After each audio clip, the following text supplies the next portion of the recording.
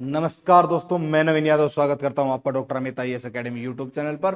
Dear friends, आप सामने thumbnail देख करके चौंक रहे होंगे, तो आपको चौंकने की आवश्यकता नहीं है। ये बात बिल्कुल सही है। भारत और अफगानिस्तान के संबंध बिल्कुल मजबूत हो रहे हैं। अफगानिस्तान में तालिबान की सरकार है और हमने उनसे संबंध मजबूत करने की एक पेशकश की है, उनके सामने हाथ बढ़ाया है, क्योंकि खनिजों की दृष्टि से देखते हुए हम अफगानिस्तान के साथ आर्थिक व्यवस्था का सौदा मजबूत कर सकते हैं। दूसरा, चीन और अफगानिस्तान के बढ़ते हुए गठजोड़ को देखते हुए हमें ये करना जरूरी है। तीसरा, एक नशे पते की मादक चीजें उन क्षेत्रों से हमारे देश में प्रवेश करती हैं, तो उन सीमा पार क्षेत्रों पर रोक लगाने के काम को हम वहां उनके साथ समझौता करके वहीं की वहीं रोकने के लिए ये बिल्कुल गठजोड़ हमारा मजबूत होना चाहिए। इसीलिए हमने इन संबंधों को मजबूत किया। आइए देखते हैं क्या क्या प्रावधान इसके अंदर हैं और इनके बारे में जानने का पूरा प्रयास करते हैं। तो आइए हम देखते हैं भारत और अफगानिस्तान के संबंधों के बीच तालिबान से हमने क्या क्या बातचीत की है। तो चर्चा में क्यों है, तो इसका कारण यह है, तालिबान के साथ भारत का कूटनीतिक जुड़ाव क्षेत्रीय भू राजनीति में एक महत्वपूर्ण मोड़ है। क्षेत्रीय भू राजनीति में एक इंपॉर्टेंट मोड किस लिए है, तो मैं आपको बता देता हूं। अफगानिस्तान के कार्यवाहक विदेश मंत्री, जिसने हाल ही में यात्रा करी, नैतिक दुविधाओं और ऐतिहासिक विश्वास के बावजूद, अविश्वास के बावजूद, मतलब बहुत एक कोई ट्रस्ट उस पर नहीं कर रहा है इतना, बट उस अविश्वास के बावजूद रणनीतिक हितों, सुरक्षा और मानवीय प्रतिबद्धताओं की रक्षा के लिए नई दिल्ली के व्यवहारिक दृष्टिकोण का संकेत देती है। प्लस क्षेत्रीय स्थिरता, निवेश की सुरक्षा और मानवाधिकारों की वकालत की आवश्यकता के बीच संतुलन बनाना एक जटिल चुनौती है, जो अस्थिर और तेजी से विकसित हो रहे दक्षिण एशियाई परिदृश्य में भारत की सूक्ष्म कूटनीति की क्षमता की परीक्षा ले रही है। उसी के साथ अगर मैं बात करता हूं, तो भारत अफगानिस्तान के संबंधों में हाल ही में जो घटनाएं हुई हैं, तालिबान के नेतृत्व वाली जो सरकार है उसने प्रत्यक्ष, अगर मैं बात करता हूं तो राजनयिक जुड़ाव, अफगानिस्तान के कार्यवाहक विदेश मंत्री आमिर खान मुताकी, पूरा नाम उसका आमिर खान मुताकी की यात्रा ने 2021 के बाद की तालिबान के नेतृत्व वाली सरकार को चिन्हित किया और उसकी प्रत्यक्ष राजनयिक जुड़ाव को चिन्हित किया है, जो संबंधों में सुधार और बढ़ी हुई बातचीत का संकेत है। संयुक्त राष्ट्र सुरक्षा परिषद की प्रतिबंधित समिति में अगर मैं बात करूं, मुताकी पर लगे यात्रा प्रतिबंध हटा दिए गए हैं, जिससे उनकी यात्रा संभव हो गई है। पहले उस पर प्रतिबंध लगाए गए थे, उसके प्रतिबंध हटा दिए गए हैं और उनकी यात्रा पॉसिबल कर दी गई है, जो अंतरराष्ट्रीय कूटनीतिक समायोजन का संकेत है। काबुल में भारतीय मिशन का उन्नयन है। भारत और अफगानिस्तान ने राजनयिक पारस्परिक आदान प्रदान को एक सहमति व्यक्त की है, और जिससे निरंतर राजनयिक संचार को सुविधा होगी, यानी कि हमारे राजनयिक संचार को मजबूत करने के लिए हमें ये पूर्ण रूप से कोशिश की है, और जो हमारी इन चीजों को मजबूत करेगी। साथ ही अगर मैं बात करूं, तकनीकी मिशन से पूर्ण दूतावास में परिवर्तन और राजनयिक उपस्थिति आधिकारिक मान्यता को बढ़ाने के लिए भारत के इरादे को दर्शाता है। साथ ही संप्रभुता और सुरक्षा पर प्रतिबद्धताएं, दोनों देशों ने संप्रभुता और क्षेत्रीय अखंडता के प्रति सम्मान की एक रिस्पेक्ट की पुष्टि की है, तथा अफगानिस्तान ने भारत के विरुद्ध अपनी धरती का उपयोग न करने की प्रतिज्ञा ली है, ओथ ली है कि हम भारत के विरुद्ध अपनी धरती का प्रयोग नहीं करेंगे, जो एक महत्वपूर्ण सुरक्षा का आश्वासन देता है। साथ ही अगर मैं बात करता हूं, उन्नत व्यापार संबंध, हमारे व्यापार भी मजबूत होंगे। दोनों सरकारें द्विपक्षीय व्यापार को बढ़ावा देने के लिए प्रतिबद्ध है, जिसे उद्देश्य राजनीति और अनिश्चितताओं के बावजूद आर्थिक संबंधों को पुनर्जीवित करना हमारा एक उद्देश्य है। दोनों पक्षों ने Bharat Afghanistan air freight corridor के प्रारंभ होने का स्वागत किया है, जिससे दोनों के बीच एक प्रत्यक्ष व्यापार और वाणिज्य को बढ़ावा मिला है। साथ ही अगर मैं बात करूं मानवीय विकास की पहल, किस प्रकार से मानवीय विकास की पहल है, तो मैं आपको बता देता हूं। भारत ने अस्पताल निर्माण और साथ ही विस्तारित मानवीय सहायता सहित बुनियादी ढांचा परियोजनाओं के लिए उनकी घोषणा की है, जो सॉफ्ट पावर और उसके विकासात्मक कूटनीति को दर्शाता है।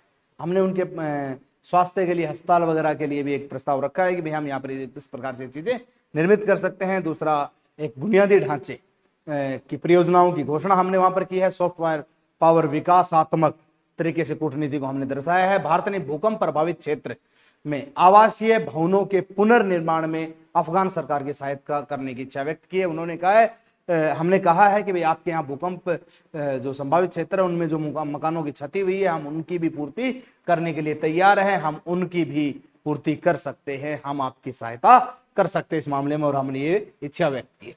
मैं आपको बता देता हूं अफगानिस्तान क्षेत्र कौन सा है, तो आप ये देख सकते हो अफगानिस्तान क्षेत्र है जो भारत के, ये जो अलग से लाइन आप देख पा रहे हो, ये भारत के लद्दाख और जम्मू कश्मीर को टच करता है, इसे ही अफगानिस्तान क्षेत्र के नाम से जाना जाता है। तो ये अफगानिस्तान क्षेत्र है, एक साइड से तुर्कमेनिस्तान से घिरा हुआ, एक साइड से उज्बेकिस्तान से, एक साइड से कजाकिस्तान से, तो एक साइड से पाकिस्तान को टच करता है और एक साइड से ईरान को।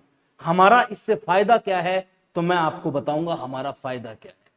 आप खुद कहोगे बिल्कुल सही बात है जी सर, ये फायदा तो होना ही चाहिए था। भारत अफगानिस्तान संबंधों का महत्व क्या है, तो ये महत्व इसलिए बन जाता है क्योंकि सामरिक भू राजनीतिक साझेदारी, हमारी जो सामरिक भू राजनीतिक साझेदारी है, भारत क्षेत्रीय सुरक्षा और प्रतिकूल प्रभावों, विशेषकर अगर मैं बात करूं पाकिस्तान के प्रभाव का मुकाबला करने के लिए, क्योंकि उसका मुकाबला, वैसे उसकी औकात नहीं है हमारे साथ मुकाबला करने की, पर फिर भी बॉर्डर लगता है ना, तो एक शरारती तत्व अगर हमारे आसपास लगता है तो उसकी शरारतों को थप्पड़ मार के शांत करना चाहिए ना, तो इसलिए हम अपने संबंधों को मजबूत करेंगे। अफगानिस्तान को महत्वपूर्ण क्षेत्र मानते हैं हम इस मामले में। अफगानिस्तान जो भारत के संबंध है, साथ ही अगर मैं बात करता हूं, और पाकिस्तान और अफगानिस्तान के संबंधों में गिरावट आई है, जिसे पाकिस्तान के क्षेत्रीय प्रभाव के प्रतिकार के रूप में तालिबान से जुड़े होने की एक भारत की रणनीतिक गणना को प्रभावित किया है। 1990 के दशक में अगर मैं बात करूं, तो 1990 के दशक में उत्तरी गठबंधन के लिए भारत का समर्थन और अफगानिस्तान के सबसे बड़े क्षेत्रीय विकास साझेदार में एक रूप में इसकी भूमिका दीर्घकालिक और रणनीतिक प्रतिबद्धता को दर्शाती है। दूसरा अगर मैं बात करता हूं, आतंकवाद निरोधी सहयोग जो है, 2001 के बाद भारत अफगानिस्तान को आतंकवाद का केंद्र बनने से रोकने के लिए अफगान सुरक्षा बलों की क्षमता निर्माण में सक्रिय रूप से शामिल रहा। तालिबान के नेतृत्व में अगर मैं बात करूं, तो अफगान सरकार द्वारा भारत के खिलाफ अफगान धरती का उपयोग न करने की हाल ही में प्रतिज्ञा ली है। 2001 से हमने अफगानिस्तान में आतंकवादी गतिविधियों को रोका भी है और हमने उसका साथ दिया है कि गतिविधियां ना होनी चाहिए, जिससे फिर उनकी तालिबानी सरकार आई, जिसने हाल ही में प्रतिज्ञा ली कि हम भारत के खिलाफ अपनी धरती का प्रयोग नहीं करेंगे। बदलती वास्तविकताओं के बीच आतंकवाद रोधी सहयोग के विकास को दर्शाती है, जिससे स्पष्ट होता है कि उनकी ये प्रतिज्ञा आतंकवादी रोधी विकास को दर्शाने का काम करती है, कि आतंकवाद को रोकने का काम कर रही है। भारत की पहल है और शायद तालिबानों को इंसान बना करके हम दम लेंगे, इंसान बना देंगे, उनको अच्छे से इंसान बनाने का प्रयत्न रहेगा। साथ ही अगर मैं बात करता हूं आर्थिक और व्यापारिक संपर्क क्या है, तो आर्थिक व्यापारिक संपर्क के मामले में अफगानिस्तान की खनिज संपदा का मूल्य 1.3 ट्रिलियन डॉलर के बीच है, उनकी खनिज संपदा। इसलिए भारत खनन और व्यापार में आर्थिक अवसर को देखता है। यह भारत को क्षेत्रीय मंचों, साथ ही चाबहार बंदरगाह, ईरान, अफगानिस्तान, भारत गलियारा जैसे कि बुनियादी ढांचा परियोजनाओं में भाग लेने और उसमें सक्षम बनाने के लिए काफी है। पाकिस्तान को दरकिनार करने के लिए भी यह व्यापार सुविधाजनक बनाया जा सकता है। उसकी तो औकात ही नहीं है घर वैसे तो, फिर भी हम उसका, इसलिए उसको दरकिनार तो करना ही पड़ेगा, क्योंकि उसके लिए सबसे अहम पॉइंट है हमारे लिए राजनीतिक बदलाव के लिए या उनके बीच कूटनीतिक जुड़ाव के लिए तालिबान के नेतृत्व वाले अफगानिस्तान ने भारत की हालिया कूटनीति पहुंच, जिसमें उसने काबुल मिशन को पूर्ण दूतावास का दर्जा देना और तालिबान राजनयिकों की मेजबानी करना शामिल है। साथ ही व्यवहारिक कूटनीति को दर्शाता है जो जमीनी हकीकत के साथ मानवता संबंध या उसके एक प्रति जो उनके संबंधों के प्रति जो हिचकिचाहट है उसको संतुलित करने का काम कर रहा है। साथ ही भारत अफगानिस्तान संबंध चीन के बढ़ते एशियाई प्रभाव को और पाकिस्तान की अस्थिरकारी जो गतिविधियां हैं उनका प्रतिकार करने के लिए चीजें हमारे लिए बहुत जरूरी हो जाती है। हार्ट ऑफ एशिया, इस्तांबुल प्रक्रिया जैसे कि क्षेत्रीय मंचों में भारत की भागीदारी राजनीतिक सहयोग और क्षेत्रीय संपर्कों को बढ़ावा देने और उनकी भूमिका को और पुष्टि करती है। साथ ही अगर मैं बात करता हूं तो मदद का हाथ हमने किस प्रकार से बढ़ाया है, तो मैं बाय मैप आपको बता देता हूं। जैसे मदद का हाथ नवंबर 2001 में भारत को अफगानिस्तान को दी जाने वाली जो सहायता 3.1 बिलियन डॉलर है। दूसरा, भारतीय जो मदद है बुनियादी ढांचा परियोजनाओं में दक्षिण पश्चिमी मार्ग की एक प्रकार से मैं बात करूं, अफगानिस्तान ने जॉरेंज और 218 किलोमीटर लंबी सड़क परियोजना, पुल ए खुमरी, ठीक। उसके अलावा काबुल तक 220 केवी डीसी ट्रांसमिशन लाइन, हेरात प्रांत में सलमा बांध विद्युत परियोजना, ये हेरात प्रांत है, ठीक है, और ये पुल ए खुमरी है, ठीक। उसके अलावा अगर मैं बात करूं अफगानिस्तान संसद और इंदिरा गांधी बाल स्वास्थ्य संस्थान, हिबीबिया स्कूल दोनों काबुल में स्थित है। ये है भाई, ठीक, एक है इंदिरा गांधी बाल स्वास्थ्य संस्थान और एक है हबीबिया स्कूल। ये है 1 किलोमीटर लंबी लाइन, दक्षिण पश्चिमी मार्ग जिसे हम बोल रहे हैं, वो 218 किलोमीटर लंबी सड़क, ये है पुल ए खुमरी। तो ये इस प्रकार से हमने उसकी मदद करी है और तब 2001 से लेकर के ये चीजें हमने की है। और उसके आगे हमारे संबंधों को मजबूत बनाने के लिए चुनौतियां किस प्रकार से हैं उसके ऊपर हम चर्चा कर सकते हैं, चैलेंजेस किस प्रकार के हमारे सामने आ सकते हैं। तो मैं आपको बता देता हूं, सुरक्षा चिंताएं और आतंकवाद, ये सबसे बड़ी चीज है, सुरक्षा आतंकवाद से। तो राजनयिक जुड़ाव के बावजूद आतंकवाद एक गंभीर समस्या बना हुआ है। लश्कर ए तैयब जैसे मोहम्मद जैसे आतंकवादी समूह के साथ तालिबान के ऐतिहासिक संबंधों से आशंका पैदा होती है कि अफगानिस्तान भारत विरोधी आतंकवादियों के लिए एक प्रकार से सुरक्षित पनाहगार बन सकता है। यानी कि जो ये दो संबंध है, लश्कर ए तैयब जैसे मोहम्मद इससे इनके संबंध है, जिससे हमारे लिए सबसे बड़ा फायदा ये है कि वो आतंकवादी संगठन हमारे ऊपर अटैक करने से पहले 100 बार सोचेंगे, क्योंकि हम भी तालिबान से समझौता कर रहे हैं। तो यद्यपि तालिबान ने 2025 में वचन दिया है कि वह अफगान की धरती का इस्तेमाल भारत के खिलाफ नहीं होने देगा, लेकिन आतंकी संगठनों से पूरी तरह अलग न होने के कारण संदेह बना हुआ है कि वो आतंकी संगठनों से पूरी तरह अलग है या नहीं है। ये सबसे बड़ी बात है।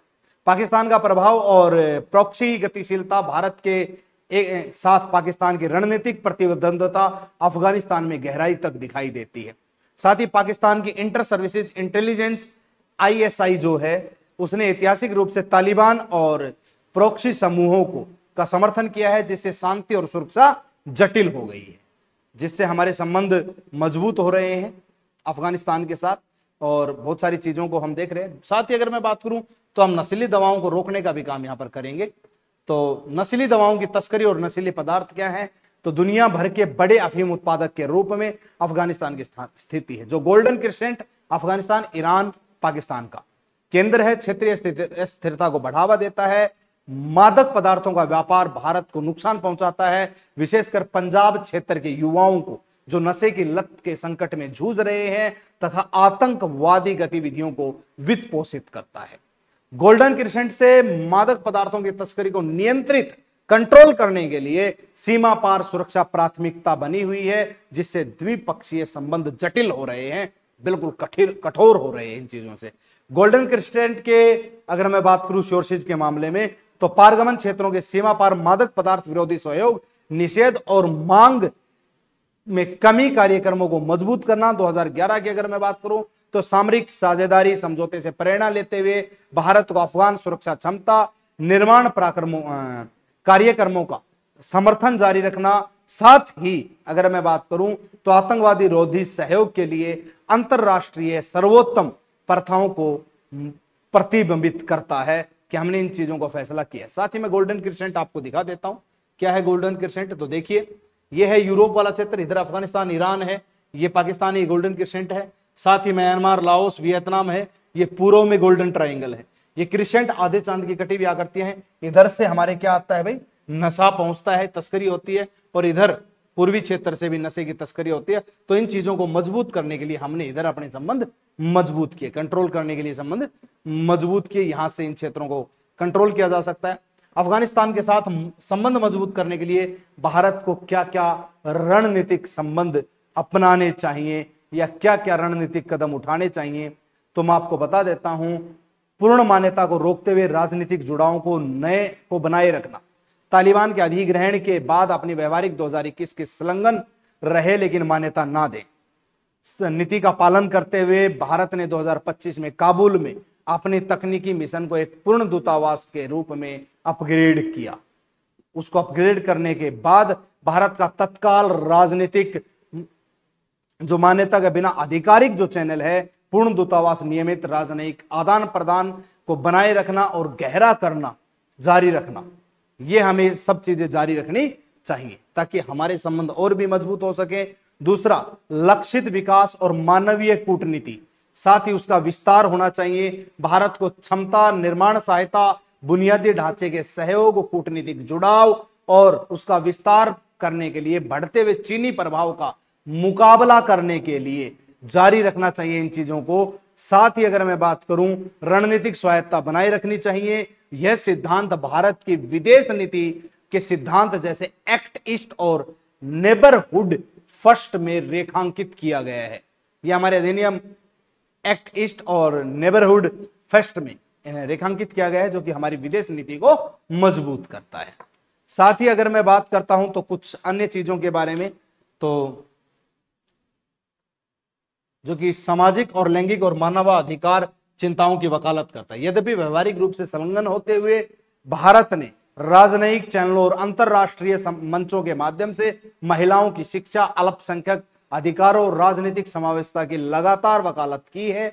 2025 में तालिबान की भारत यात्रा के दौरान महिला पत्रकारों को शामिल न करने की आलोचना हुई, लेकिन इससे कूटनीतिक के साथ नैतिकता की चिंताओं की अगर मैं बात करूं तो संतुलित करने की कोशिश और एक प्रकार से उनको बैलेंस बनाने के लिए भारत की चुनौती को रेखांकित किया गया। भारत की संलग्नता जो रणनीति है और उसके अधिनायकवादी की अगर मैं बात करता हूं तो शासन वाले देशों के साथ यूरोपीय संघ की सतर्क कूटनीति को समान उसकी सतर्क कूटनीति के समान हो चुकी है, उसके बराबर हो चुकी है। साथ ही जहां सहायता सुधारों पर सशर्त होती है और साथ ही भारत को छात्रवृत्ति, व्यावसायिक और प्रशिक्षण, सांस्कृतिक आदान प्रदान और मीडिया संचार पहुंच का विस्तार जारी रखना चाहिए, जिससे आप अफगान तक पहुंच बनाई जा सकती है, जिसे हर आम आदमी जो अफगान का है उस तक पहुंच बनाने का काम हम कर सकते हैं। उसके अलावा अगर मैं बात करूं तो हमारे संबंधों में किस प्रकार की चीजें हैं, तो भारत अफगानिस्तान संबंध आज रणनीतिक व्यवहारिकता और गहरे ऐतिहासिक संबंधों के मिश्रण को दर्शाते हैं। जैसा कि हर्ष पंत, विदेश नीति विशेषज्ञ, कहते हैं कि सगाई का मतलब समर्थन नहीं है और यह भारत के सैद्धांतिक सरोकार और व्यवहारिक राजनीति के बीच एक नाजुक संतुलन को दर्शाता है। आगे की राह धैर्यपूर्ण और सैद्धांतिक जुड़ाव, मजबूत मानवीय सहायता और बहुपक्षीय सहयोग की मांग करती है, ताकि अफगानिस्तान की शांति और प्रगति में हमेशा सहयोग करते हुए भारत के हितों की रक्षा की जा सके। बहुत बड़े विशेषज्ञ रहे हैं हमारे, जिनका नाम है हर्ष पंत।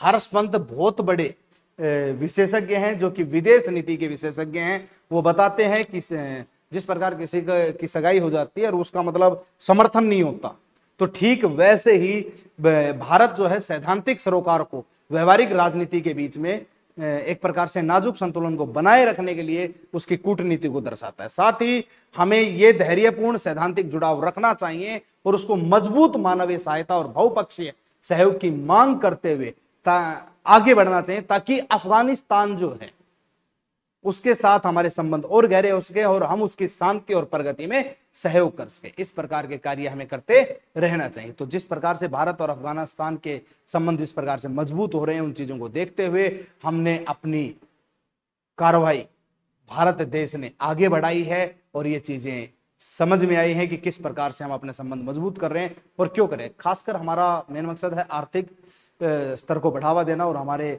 आर्थिक विकास को देखते हुए उन चीजों के प्रति हमने समझौता किया है। दूसरा, नशे की तस्करी को रोकने के लिए। तीसरा, पाकिस्तान जैसे राष्ट्र पर प्रतिबंध बनाए रखने के लिए, उस पर मजबूती बनाए रखने के लिए, ताकि वो इधर उभरे ना। इस प्रकार से हमने उन चीजों को देखा है। और दूसरी सबसे बड़ी चिंता जो भारत की है वो है एशियाई और चीन की बढ़ती हुई जो गठजोड़ की एक संभावना है, उसको स्थिर रखने के लिए हम उसके बराबर आ सके। एशिया में हम दो ही राष्ट्र हैं, भारत और चीन, जो पैरेलली टक्कर दे रहे एक दूसरे को, खड़े हैं। ठीक है, तो इसी प्रकार की ताजा खबर जानने के लिए आप लोग हमारे चैनल को लाइक, शेयर, सब्सक्राइब कीजिए और लगातार जुड़े रहिए। इसी के साथ मैं नवीन यादव आज की खबर से विदा चाहता हूं। जय हिंद, जय भारत, थैंक यू।